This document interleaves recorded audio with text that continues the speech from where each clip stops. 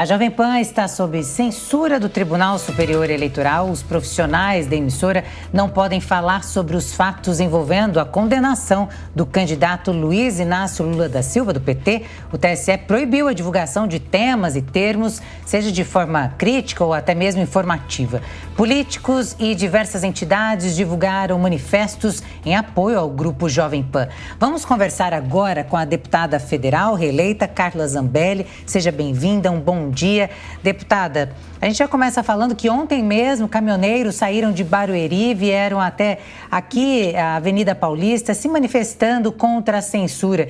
E este modo tem mobilizado também outras vertentes, outras pessoas, outras categorias, porque se calaram um ato que não dá para... como é que se diz? Não combina com a imprensa, vamos dizer assim, né? Não combina, e a gente fica bastante chateado com o que está acontecendo, mas tem dois pontos. Isso, primeiro, está gerando muitos movimentos pró-liberdade, pró-verdadeira liberdade, né? Não a liberdade que o outro lado prega. Ou seja, pessoas que até pouco tempo não falavam, estão falando. Por exemplo, 150 novas igrejas tradicionais também, católicas, estão se pronunciando contra a censura, a favor da liberdade e, inclusive, contra a campanha do Luiz Inácio Lula da Silva. E isso acabou sendo um tiro no pé. Muitos esquerdistas, ou aquele pessoal isentão que ficava em cima do muro, disse, não, com o outro lado eu não vou, porque eles estão defendendo a censura. Então, isso acabou até pegando mal, sabe, para a esquerda. No final das contas, a gente sabe que tem muito ônus, né, nessa história toda, muita coisa deixando de ser dita, mas também tem o bônus que acabou dando um chocalhão nas pessoas. Ou seja, se antes da eleição eles estão fazendo isso, imagina se eles tomassem o poder através das eleições. Né? Então, se estivessem no poder a partir de janeiro, imagina só o que eles fariam. Daria clara e absoluta certeza que a Jovem Pan seria a primeira emissora que eles tirariam do ar.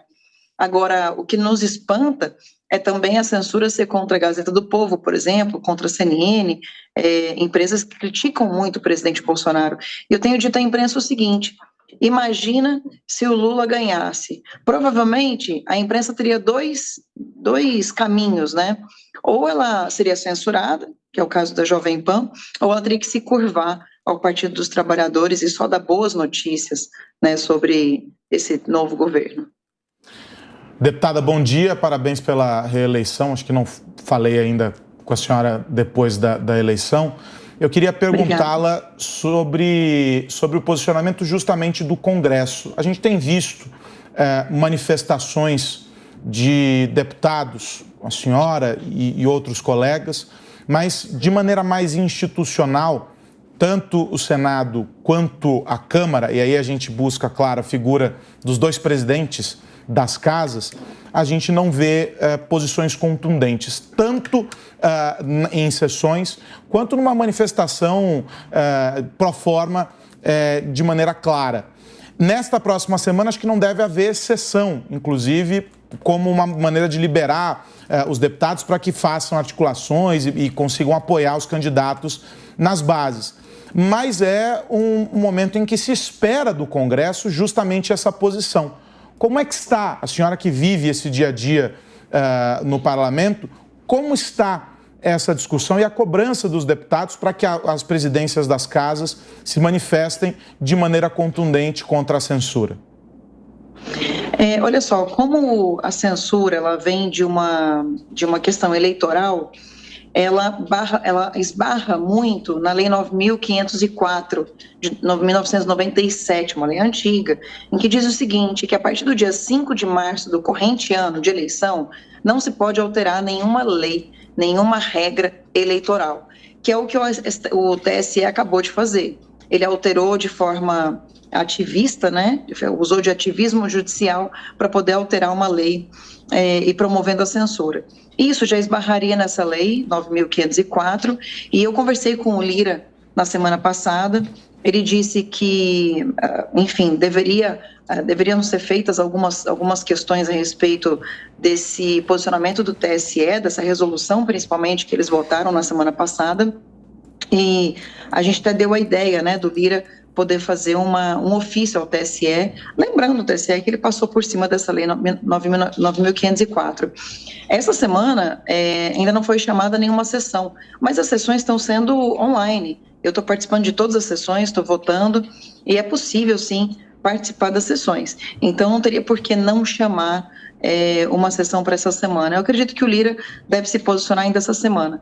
Já no outro caso do Senado, duvido bastante, até porque o Rodrigo Pacheco tem se posicionado muito a favor do STF, não chamou, por exemplo, nenhuma das tentativas de convocação do Alexandre de Moraes ou outras convocações que o Eduardo Girão tentou pautar. Mas na segunda-feira, o Eduardo Girão, por exemplo, vai conseguir ter uma audiência pública chamando o Marcos Valério, da qual inclusive vou participar, uma audiência pública para esclarecer os fatos relacionados ao Marcos Valério. E o próprio Rodrigo Pacheco até agora não falou e eu acredito que não vai falar, não esperem nada do Rodrigo Pacheco nesse sentido, porque ele é meio que pau-mandado do STF mesmo. Marcelo, você tem alguma pergunta para a deputada? Bom dia, deputada. Parabéns pela reeleição. Eu tive o desprazer nessa semana que está se encerrando, de ouvir numa emissora concorrente um jornalista bastante conhecido, inclusive membro da Academia Brasileira de Letras, não é de forma alguma uma pessoa de poucos conhecimentos, dizendo com todas as letras, no único momento em que essa emissora citou a Jovem Pan com relação a esse episódio da censura, foi o momento, ela citou para que esse jornalista dissesse que o que a Justiça Eleitoral fez com a Jovem Pan não é censura. Dizia ele, que não pode ser considerado como censura. Não é? O que é que explica uma atitude tão pusilânime? Não é? A gente sabe que essa emissora foi prejudicada, digamos assim, né? Porque no governo Bolsonaro não houve mais aquela fartura de dinheiro público. Será que é dinheiro isso, deputada? Como é que a senhora atribui que um jornalista que, independente de ser de uma emissora concorrente, devia estar na linha de frente, né, dos protestos contra o cerceamento da liberdade de expressão, possa dizer com a maior tranquilidade que o que a Jovem Pan sofreu não se trata de censura? É dinheiro que explica isso? Marcelo, é dinheiro, é acordo, né? Acreditar que o outro lado vai vencer e que com o outro lado eles terão mais oportunidade de ganhar recursos, mas eu acho que principalmente é porque ainda não bateu lá, né? A hora que bater lá, com certeza, aí vai dizer, nossa, agora tá batendo no meu terreno, agora tem que dizer alguma coisa. E vou te dizer uma coisa, não deve demorar muito. Eles vão avançar, eles estão dispostos a qualquer coisa para ganhar o poder, e só acho que não vai mexer muito com as grandes, mas todas já estão sendo de alguma forma atingidas. E eu acho que quem nesse momento diz que não é censura, ou é imbecil, ou também tem rabo preso. Não tem outra explicação, Marcelo, eu não consigo achar outra explicação, porque é muito clara a censura, é muito óbvia.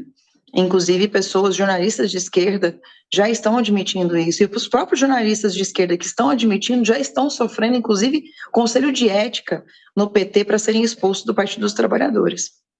Deputada, é importante falar que a OAB de vários estados, a OAB se pronunciou e saiu de cima do muro e realmente falou sobre a censura, né? Sim, a OAB saiu de cima do muro e outras entidades, né, como, por exemplo, várias igrejas. A gente sabe que a CNBB, por exemplo, ela é bastante enviesada, mas vários padres estão se pronunciando, vários padres estão preocupados com a democracia, com a liberdade de expressão. O próprio doutor Ives, né, que daqui a pouco vai estar na super live do presidente Bolsonaro, o doutor Ives, por exemplo, diz que ministros do STF têm um lado, estão torcendo por um lado. Ele que sempre foi muito assim zeloso em criticar o Supremo Tribunal Federal, tem realmente rasgado o verbo nesse sentido. E é importante que a OAB finalmente acorde, né? Até porque ela deveria já ter acordado há muito tempo, acabou acordando muito tarde, é uma inclusive das responsáveis por esse desenfreio, né, do Supremo Tribunal Federal frente à liberdade de expressão. Mas agora nunca é tarde, né? Acho que agora, quanto mais gente perceber isso antes da eleição, melhor, porque realmente eu estou muito preocupada se o Lula ganhar, o que ele vai fazer com todos esses meios de imprensa, meios de comunicação, né? Como, por exemplo, o amigo do Lula, Daniel Ortega, fechou emissoras lá na Nicarágua.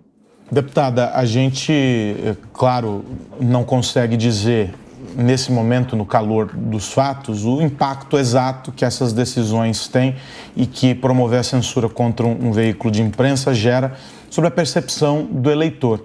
Até porque a informação circula de maneira absolutamente descentralizada nas plataformas digitais, a gente sabe que tem as bolhas e, enfim, cada um ali conversando com o seu próprio público e etc. Mas se a senhora pudesse fazer um exercício e até se colocando como alguém que participa ativamente dessa vida pública e que potencialmente poderia ser afetada por essas decisões, na medida em que é candidata e precisa ajudar, precisa com a sua comunicação estabelecer uma conversa que mostre ao eleitor as suas propostas, que mostre quem a senhora que impacto tem numa disputa eleitoral uma presença tão ativa do judiciário, a gente entender que basicamente todos os momentos dessa eleição estão sendo judicializados?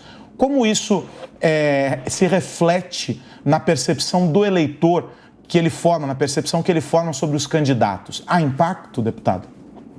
Com certeza há impacto. Se não desse impacto, eles não estariam fazendo isso, né? Para vocês terem uma ideia, só as inserções a que o Lula teria direito no lugar de Bolsonaro já é algo que é fora da bolha, né? Ou seja, algo que a gente precisaria ter, porque é como a gente fura a nossa bolha, até porque com as redes sociais a gente tem algoritmos que nos impedem de acessar essas pessoas, é onde a gente acessaria essas pessoas para contar o que o presidente Bolsonaro fez, para contar as coisas boas que o governo fez pelas mulheres, pela comunidade deficiente, né, que tem pessoas com deficiência que foram atingidas de forma positiva pelo governo Bolsonaro, e esse tipo de atitude influencia diretamente ao que o eleitor pensa. E é claro que eles sabem disso. Numa reta final de campanha, por exemplo, o Telegram daquele deputadozinho de Minas Gerais, ele já diz que vai estourar uma bomba a respeito do Bolsonaro na última semana, na quinta-feira, provavelmente. Obviamente vai ser outra fake news e que a gente não vai ter tempo de reverter até o domingo. Então, quando a gente tem esse tipo de gente jogando tão baixo contra nós, com tanta falta de ética, as pessoas acabam sendo impactadas. Graças a Deus que a gente ainda tem o WhatsApp para poder girar alguns vídeos, mas ele com certeza não tem o mesmo impacto na rede do que teria numa televisão aberta, né, chegando na casa das pessoas que a gente precisa chegar. Então, essa guerra está desigual, está injusto, e está muito covarde, principalmente. Então, eu espero de verdade que a gente possa, nessa última semana, reverter algumas decisões, apesar de que eu não tenho muita esperança, eu espero, mas não tenho esperança, e que a gente possa convencer as pessoas do melhor nesses dias finais aí da campanha. Marcelo, uma última pergunta antes da gente encerrar com a deputada. Pois é, sobre esperança, deputada. Nós estamos numa campanha eleitoral em que do adversário, né, do PT, a campanha do presidente Bolsonaro sabe que pode esperar qualquer coisa, né? Uma candidata do Partido dos Trabalhadores, que foi presidente da República, disse que para ganhar a eleição a gente faz o diabo. Foi essa a expressão que ela usou. Mas o problema não é o adversário, né? O problema é que a gente espera, né, do juiz da partida, né, do Poder Judiciário e da Justiça Eleitoral, um mínimo de imparcialidade. O candidato Lula não pode ser chamado de ladrão nem de corrupto, porque, segundo a Justiça Eleitoral, ele não tem sentença condenatória transitada em julgado.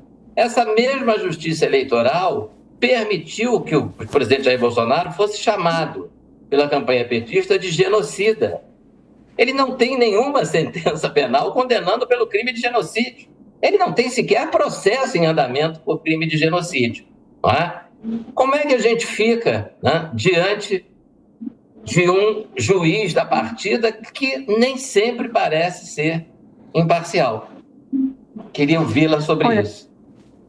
Tá, realmente não há imparcialidade nenhuma, né, em vários juízes do Superior Tribunal Eleitoral e tanto do STF também.